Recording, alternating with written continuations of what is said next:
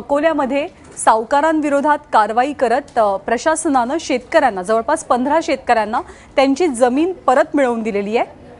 सहकार विभागाने ही कामगिरी केली आहे। 2014 साली राज्यामध्ये लागू झालेल्या सावकार विरोधी कायद्याअंतर्गत ही सर्वात मोठी कारवाई मानली जाते।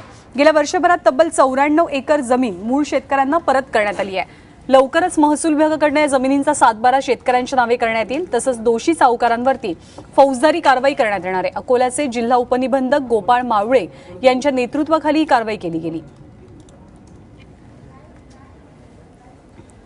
लगातार नापिकी झाल्यामुळे मी खूप अडचणी आलो। त्यांच्याकडून पैसे घेतले ते व्याजाने आणि परत त्यांना व्याजासह परत दिले। वारंवार त्यांच्याकडे शेती परत मागायला गेलो, त्यांनी शेती परत केली नाही। पूर्ण पैसे दिले, व्याजासह पैसे दिल्यानंतरही वारंवार त्यांनी लोटलं। शेवटी मी खूप कंटाळल्यानंतर मी न्यायालयाचा दरवाजा खटखटला। त्यानंतर आता मावळे साहेबांनी आम्हाला आमची शेती आमच्याच ताब्यात होती, आमची शेती आम्हाला परत करून दिली।